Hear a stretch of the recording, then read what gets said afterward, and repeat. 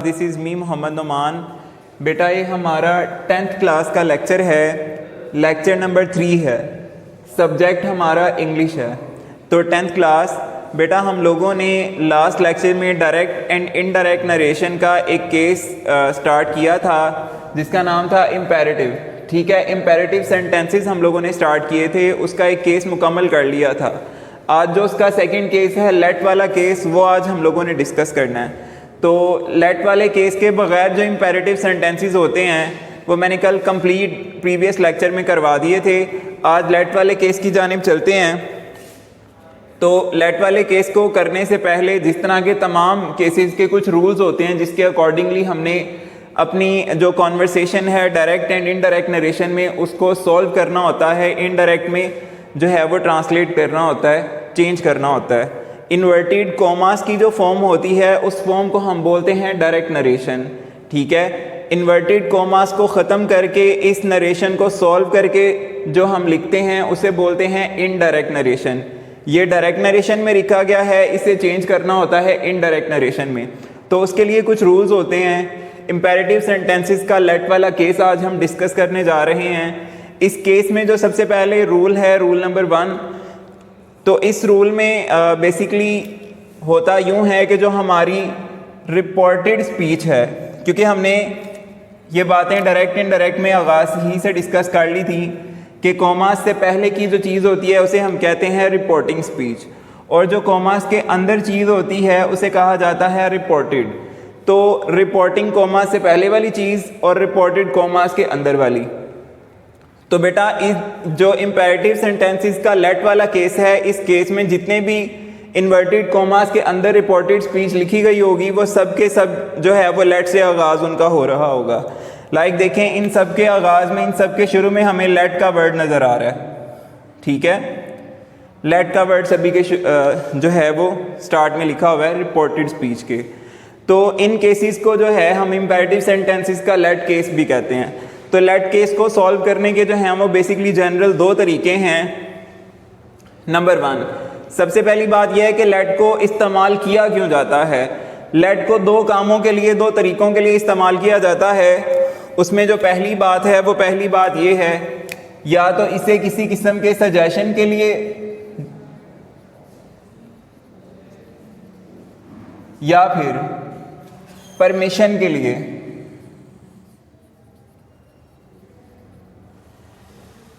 Suggestion and permission, यानी किसी मशवरे के लिए, किसी तजवीज़ के लिए या फिर किसी इजाज़त के तलब करने की गर्ज से जो है वो लेट का लफ्ज़ आगाज़ में लगाया जाता है।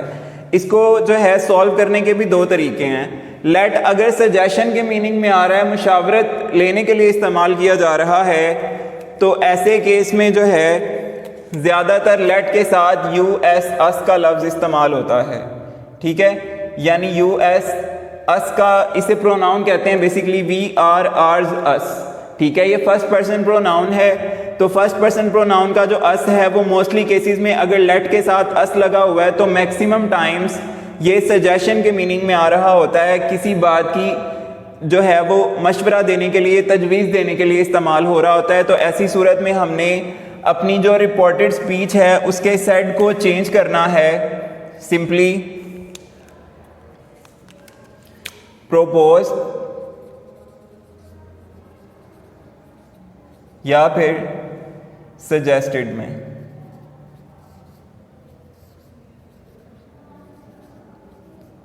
ठीक हो गया। अभी तक हमने जो है रूल नंबर 1 के मुताबिक एक चीज़ सीखी कि अगर लेट जो है वो जुमले में किसी तजवीज़ के लिए, किसी मशवरे के लिए इस्तेमाल किया जा रहा हो तो ऐसे केस में हम लेट को, जो लेट से पहले वाली चीज़ है रिपोर्टिंग स्पीच, उसके साइड को चेंज करते हैं प्रोपोज्ड में या सजेस्टेड में। प्रोपोज्ड में या सजेस्टेड में जब हम इसको चेंज करेंगे तो एक बात आपने याद रखनी है कि ऐसे केसेस जो हैं वो बेसिकली सजेशन के लिए इस्तेमाल होते हैं, तजवीज़ पेश करने के लिए इस्तेमाल होते हैं। और जब प्रोपोज या सजेस्टेड आपने यहाँ पर प्लेस कर दिया है रिपोर्टिंग में, तो कॉमास को ख़त्म करने के बाद डैट लगाना है, उसके बाद सब्जेक्ट लिखना है और सब्जेक्ट के बाद शुड, और शुड के साथ जो है हमने फर्स्ट फॉर्म लगानी है। फर्स्ट फॉर्म वर्ब की। ठीक है क्लास, ये बात आपने याद रखनी है। सबसे पहले नंबर पर लेट के साथ अगर अस का लफ्ज़ है तो मैक्सिमम टाइम्स ये जो है वो सजेशन के लिए ही इस्तेमाल होता है। ठीक है, तो अगर ये सजेशन के लिए किसी तजवीज़ या मशवरे के लिए इस्तेमाल हो रहा है तो सेड को आप चेंज करेंगे प्रोपोज्ड में या सजेस्टेड में। प्रोपोज्ड या सजेस्टेड में चेंज करने के बाद कॉमास को ख़त्म करना है और नीचे डैट लगाना है। फिर उसके बाद सब्जेक्ट, सब्जेक्ट के बाद आपने जो है वो शुड और वर्ब की पहली फॉर्म लगानी है। इन रूल्स के मुताबिक मैंने 2 एग्जांपल्स पहले लिखी हैं और जो इसका लास्ट वन रूल है उसके मुताबिक मैंने लास्ट 2 एग्जांपल्स लिखी हैं ताकि बात को आसानी से समझा जा सके। तो करके देखते हैं। सबसे पहली जो एग्जांपल है यहाँ पर वो है शी सेड लेट्स या let us go for a picnic. अब इस केस में जो है इसको सॉल्व यूँ करेंगे कि यहाँ पर लेट के साथ अस का लफ्ज़ लिखा हुआ है, यानी ये मुशावरत के किसी तजवीज़ पेश करने के मीनिंग में आ रहा है। तो शी सेड को कर देंगे रिप्लेस किसके साथ, प्रोपोज या सजेस्टेड के साथ। मैं सजेस्टेड का वर्ड जो है वो चूज कर लेता हूँ, ये आपकी मर्जी है, दोनों में से जो भी लगा लें। सजेस्टेड, कॉमास को, इन्वर्टेड कॉमास को ख़त्म किया और साथ में लगा दिया डैड, शी सजेस्टेड डैड। ठीक है, उसके बाद आपने क्या करना है कि रिपोर्टेड स्पीच का सब्जेक्ट लिखना है डायरेक्टली। अब अस ने चेंज होना है क्योंकि अस जो है वो केस है, प्रोनाउन है, प्रोनाउन केस है वी का, वी आर आर्स अस। ये मैं यहाँ पे लिख भी देता हूँ, वैसे तो मैंने ये कंप्लीट टेबल ही आप लोगों को बनवाया था। वी आर आर्स अस। ठीक है, ये सारे के सारे बेसिकली इस वी के केसेस हैं। वी आर आर्स अस, ये फर्स्ट पर्सन है और फर्स्ट पर्सन को हम लोगों ने सीखा था कि चेंज करना होता है इनटू थर्ड पर्सन। तो ये फर्स्ट पर्सन का प्लूरल है तो थर्ड पर्सन के प्लूरल में चेंज होगा और थर्ड पर्सन का प्लूरल होता है दे। तो दे के हिसाब से यहाँ पर क्या लगेगा, अस का शी सजेस्टेड दैट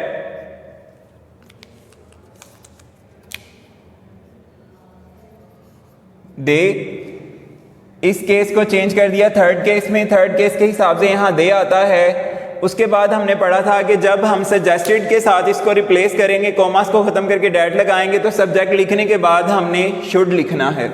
सब्जेक्ट लिखने के बाद जो है हमने शुड लिखना है, शुड, फिर वर्ब की पहली form go for a picnic.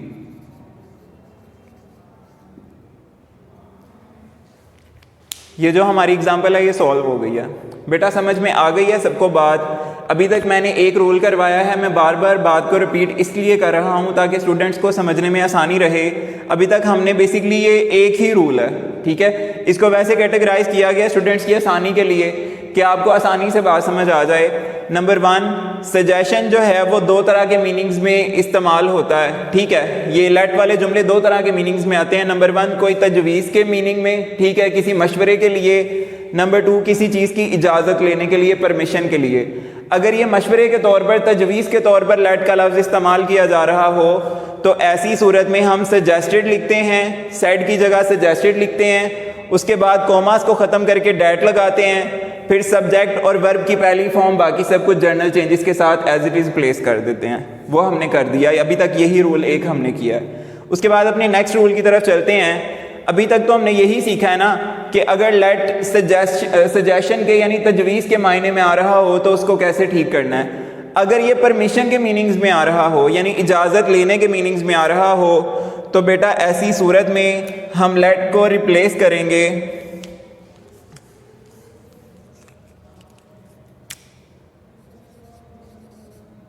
Requested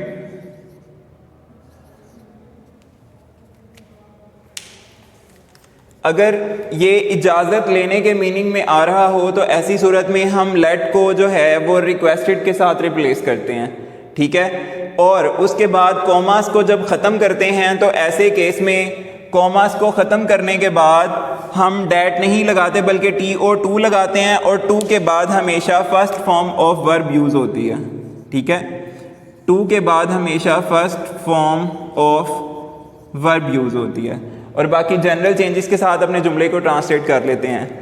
rule number जो इसका नेक्स्ट रूल है, नेक्स्ट रूल के मुताबिक अगर लेट जो है वो परमिशन यानी इजाज़त लेने के मीनिंग में आ रहा हो तो ऐसी सूरत में हम लेट को रिप्लेस करते हैं रिक्वेस्टेड के साथ।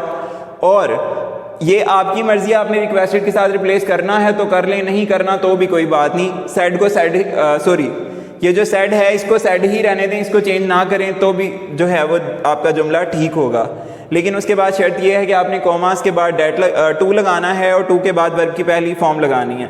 मिसाल के तौर पर ये तो सेम इसी के तरह का था, ये हम बाद में करते हैं। इसकी तरफ आते हैं, ये लिखा हुआ है आरिफ सेड लेट मी गो, तो इसको सॉल्व करते हैं। आरिफ सेड लिखा हुआ है, सेड को हमने बेसिकली रिप्लेस करना होता है। ये इजाज़त लेने के मीनिंग में आ रहा है तो क्या होगा, रिक्वेस्टेड, क्योंकि सेड सेकंड फॉर्म है तो हमने भी सेकंड फॉर्म में ट्रांसलेट किया रिक्वेस्टेड। अब कॉमास को करेंगे ख़त्म और आगे लगाएंगे टू। उसके बाद लिखना है सब्जेक्ट। लेट ने तो ऑब्वियस बात है ख़त्म हो जाना है क्योंकि ये चेंज हुआ ही लेट की वजह से है, तो लेट ख़त्म, टू, और टू के बाद हम लोगों ने लिखना है सब्जेक्ट। तो मी ने जो है वो चेंज होना है। मी क्या है, आई का केस है और आई भी फर्स्ट पर्सन है। फर्स्ट पर्सन को हम चेंज करते हैं थर्ड पर्सन में, तो थर्ड पर्सन में जब चेंज करेंगे इसे तो ये हो जाएगा ही, ठीक है। Arif requested to go, subject इसमें मी नहीं लगाया जाएगा इस जुमले में, ठीक है। Arif requested to go, Arif ने ये दरखास्त की कि उसे जाने दिया जाए। नेक्स्ट इसी की एग्जांपल है आगे, शी सेड।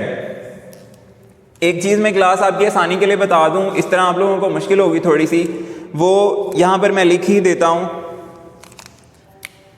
बेसिकली ये जो परमिशन वाला केस है ना, अगर लेट के साथ इसके आगे हिम, हर, इट या फिर मी के वर्ड्स होंगे, ठीक है।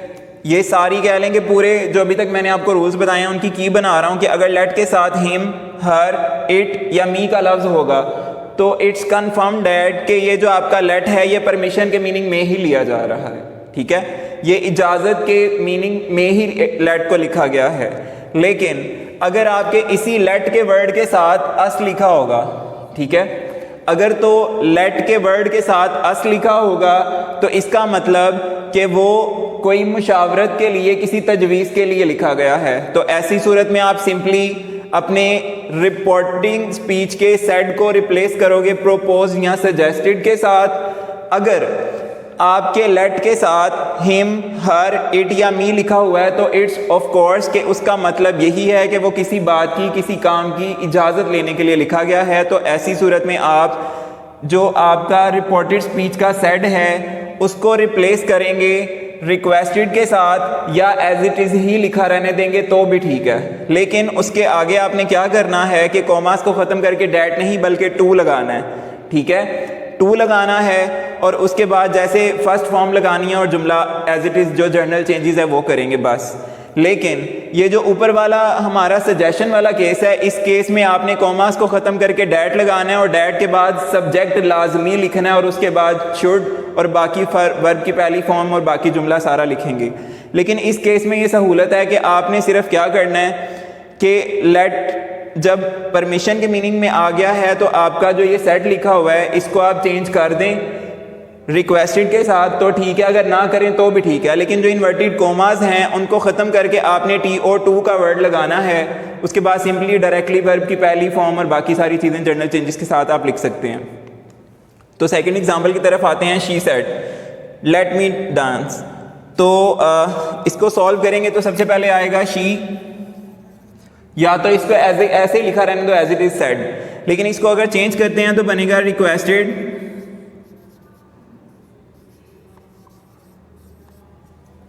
कॉमास को किया ख़त्म टू। अब ये लिखा हुआ है मी डांस, टू के बाद डायरेक्टली फर्स्ट फॉर्म लगा दें, सब्जेक्ट की गुंजाइश नहीं है।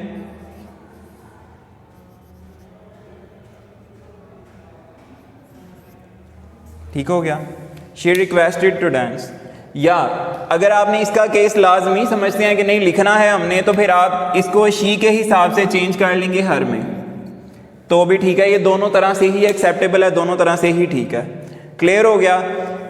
अभी तक जो है हम लोगों ने बेसिकली यही लेट के सिर्फ यही जनरल रूल्स हैं जो मैंने आपको बता दिए हैं। उसके बाद जो है एक एग्जांपल सिर्फ हमारी मिसिंग थी, उस मिसिंग एग्जांपल के अकॉर्डिंगली जो है वो फर्स्ट वाले रूल्स के मुताबिक है, तो इसको भी करके देखते हैं। She said let us finish our work. अब इसमें क्लास देखें, जो सेड है और सेड के बाद जो लेट लगा हुआ है, ये जो लेट अस है हमने पढ़ा है कि लेट अस हमेशा सजेशन के मीनिंग में आता है, तजवीज़ के मीनिंग में आता है। और ऐसी सूरत में हम जब सजेशन मांगा जा रहा हो या तजवीज़ दी जा रही हो, तो ऐसी सूरत में हम क्या करते हैं कि अपने इस रिपोर्टिंग स्पीच के सेड को रिप्लेस करते हैं प्रोपोज या सजेस्टेड के साथ। ठीक है, पहले हमने सजेस्टेड वाला जुमला किया था, अब प्रोपोज में चेंज कर लेते हैं।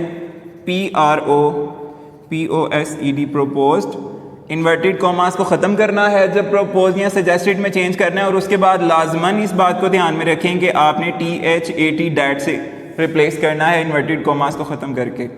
लेट तो ऑफ कोर्स बात है, इसी की वजह से प्रोपोज आ गया, तो ये ख़त्म हो गया लेट अंदर से। उसके बाद आपने लिखना है सब्जेक्ट, तो अस को आप रिप्लेस करेंगे दे के साथ, क्योंकि अस जो है ये फर्स्ट पर्सन है और फर्स्ट पर्सन को रिप्लेस करना है थर्ड पर्सन के साथ, तो थर्ड पर्सन में प्लूरल में दे होता है। उसके बाद फिनिश, फर्स्ट फॉर्म ही लगानी है और ये ऑलरेडी फर्स्ट फॉर्म है। आर जो है ये अस के हिसाब से लगा हुआ था, लेकिन अब यहां पर अस रिप्लेस हो गया है दे के साथ, तो दे के हिसाब से आगे उसका केस लगेगा देयर वर्क। ठीक हो गया बेटा, इन्वर्टेड कॉमास खत्म और ये जो हमारी एग्जाम्पल है ये सॉल्व हो गई है। तो आज जो है क्लास हम लोगों ने इम्पेरेटिव सेंटेंसेस किए थे। इम्पेरेटिव सेंटेंसेस के ये दो रूल्स हैं, अगर आप इनको एक साथ ही अपने माइंड में जो है एडजस्ट करने की कोशिश करेंगे तो ये नहीं होंगे, इसीलिए इनको स्टेप बाय स्टेप करने की कोशिश करें। मैंने जो सारे डिस्कशन है उसको कंक्लूड किया है, वो मैं एक बार रिवाइज कर देता हूँ, गौर से बात सुन लीजिएगा। इम्पेरेटिव सेंटेंसेस का बेटा ये लेट वाला केस है। इस लेट वाले केस में जो है वो दो तरह की चॉइसेस होती हैं हमारे पास। ये जो लेट है या तो ये किसी चीज़ की तजवीज़ के लिए, मशावरत के लिए, सजेशन के तौर पर इस्तेमाल किया जाता है। दूसरे केस में अगर ये सजेशन के तौर पर इस्तेमाल नहीं हो रहा तो परमिशन के लिए होता है। अच्छा, अब पता कैसे चलेगा ये सजेशन के लिए आ रहा है या परमिशन यानी इजाज़त किसी चीज़ की तलब करने के लिए आ रहा है? अगर लेट के साथ अस का लफ्ज़ लगा हुआ है, जैसे कि यहाँ पर है लेट अस, यहाँ पर है लेट अस, तो इसका मतलब 100% कन्फर्म है कि ये मशवरे के तौर पर, सजेशन के तौर पर, तजवीज़ के तौर पर जो है इस्तेमाल किया जा रहा है। तो ऐसी सूरत में आप लेट अस को रिप्लेस करेंगे प्रोपोज्ड या सजेस्टेड के साथ, यानी लेट अस से मुराद यहाँ पर ये ले रहे हैं कि आपने चेंज उसकी रिपोर्टेड जो रिपोर्टिंग स्पीच है इसके साइड को रिप्लेस करना है सजेस्टेड या प्रोपोज के साथ। उसके बाद इन्वर्टेड कॉमास को करना है ख़त्म। इस रूल के मुताबिक इन्वर्टेड कॉमास को ख़त्म करके आपने डैट लगाना है। डैट के बाद आपने सब्जेक्ट लिखना है, सब्जेक्ट के बाद शुड और बाकी सारी चीज़ें वर्ब की पहली फॉर्म और जनरल चेंजेस के साथ लिख देनी है। ये तो हो गए ये वाले रूल्स। उसके बाद नेक्स्ट रूल है, अगर लेट के साथ हिम, हर, इट या मी का लफ्ज़ आ रहा होगा तो हिम, हर, इट और मी का जब लफ्ज़ लेट के साथ लगेगा तो इसका मतलब कन्फर्म है कि ये परमिशन के, इजाज़त के मीनिंग में आ रहा है। और ऐसी सूरत में हम अपने इस सेड को रिप्लेस करेंगे रिक्वेस्टेड के साथ। रिक्वेस्टेड के साथ जब आपने इसको रिप्लेस कर लिया है सेड को, अगर कर लिया है तो भी ठीक है, अगर रिक्वेस्टेड की जगह आप सेड ही लिखा रहने दें तो भी ठीक है। ठीक है, उसके बाद जो है कॉमास को ख़त्म करके डैट नहीं ट्रू लगाना है। इस बात का लाजमी ख्याल रखना है, आप इस सेड को चेंज करें रिक्वेस्टेड से या ना करें, लेकिन कॉमास को ख़त्म करके आप सॉल्व जब करेंगे तो आपने टू लगाना है और टू के बाद आपने फर्स्ट फॉर्म ऑफ वर्ब लगानी है और जनरल चेंजेस जो होती हैं वही होंगी, उसके अलावा कोई नई बात इसमें ऐड नहीं की जाएगी। तो पूरे लेक्चर को मैंने ये जो है लास्ट 2-3 मिनट में रिकैप कर दिया है, रिवाइज कर दिया है। अगर इस लेक्चर के हवाले से आपको बेटा कोई चीज़ समझ में नहीं आई या कुछ मुश्किल है तो वो मुझसे पूछ लें, क्योंकि इम्पेरेटिव का सेकंड केस था आज, तो आज आपके इम्पेरेटिव जो हैं डायरेक्ट इनडायरेक्ट कंप्लीट हो गए हैं। कल इंशाल्लाह एक न्यू केस के साथ अपने इस लेक्चर को इंग्लिश के स्टार्ट करेंगे। इस लेक्चर के हवाले से कोई मुश्किल है तो आप मुझसे पूछ सकते हैं। लेक्चर कंप्लीट हुआ हमारा, मुझे इजाज़त दीजिए, अल्लाह हाफ़िज़।